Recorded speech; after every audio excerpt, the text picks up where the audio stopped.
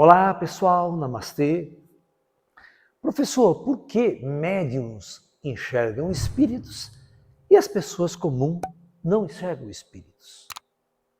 Então a pergunta muito interessante é, quando você morrer e esse corpo todo apodrecer, o que vem acontecer? O espírito, ele sobrevive, né? Como o espírito escuta, como que o espírito vê o espírito? Como o espírito vê outro espírito, ele vê tudo isso aqui também. Quando você vai fazer uma projeção astral consciente, todas as noites, você deita o seu corpo está dormindo, olhos fechados, você sai do corpo e você vai enxergar. Se tiver tudo escuro no seu quarto, você apagou toda a luz para dormir, você vai ter uma noção muito interessante que tudo está claro, tudo está brilhando num tom prateado. Então a pergunta é, qual mecanismo o espírito possui para enxergar e para escutar que não é o olho humano e não é o ouvido humano? Entendeu? Então, simplesmente acontece o seguinte, pela lei do karma, presta atenção, quando um espírito volta para o corpo, o olho que o espírito tinha, que enxergava tudo, se fecha. E o ouvido que ele tinha, que tudo ouvia, também se fecha, ao bloqueio. E aí, só esse olho e esse ouvido, esses 5 sentidos vão ser a interface para interagir com o meio. Tá? Então, as pessoas comuns são bloqueadas ao acordar. O olho do espírito se fecha e o ouvido também. Agora, o médium, ele tem a felicidade de, ao retornar para o seu corpo físico, o seu olho que via tudo quando o espírito continua aberto, e seu ouvido também continua aberto. Então, ele é um indivíduo que está usando o corpo físico, mas está usando o olho do espírito para enxergar outros espíritos, ouvir, dialogar e interagir com outros espíritos. Essa é a diferença do médium. O teu olho espiritual não se fecha nem se bloqueia ao usar, ao entrar nesse corpo, ao acordar esse corpo físico aqui.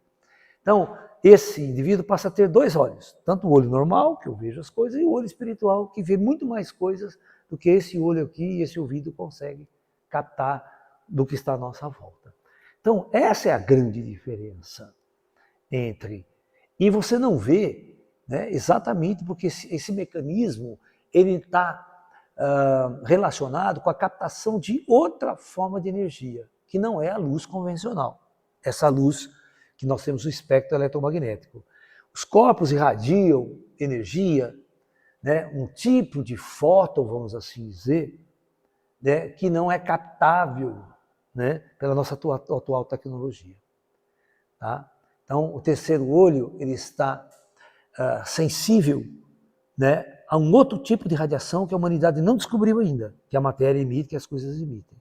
Mas não é fóton, não é o espectro eletromagnético, é uma outra coisa que a física ainda não descobriu. É uma forma de radiação que a física não descobriu. Né? Então, por isso, a pessoa comum não enxerga. Mas como todos nós temos o terceiro olho fechado, todos podem trabalhar para abrir esse terceiro olho. E isso era a proposta das escolas iniciáticas do Oriente. As escolas de yoga, né, as escolas da China, o budismo, que através do treinamento, da meditação e de alguns exercícios, forçaram a abertura do terceiro olho, que é chamado o olho espiritual. Aquele olho que tudo vê. E muitos médiuns acordam como adulto. Você vê, o Eurípides Barçanufo, ele não era médium desde criança. Muito pelo contrário, ele era cético pra caramba, com 20 e tantos anos de idade que ele virou médium. Tá? Então todos nós podemos perceber que carregamos um potencial mediúnico, mas nunca trabalhamos nele. E então quando vamos trabalhar, acordar numa certa idade, ele pode desabrochar.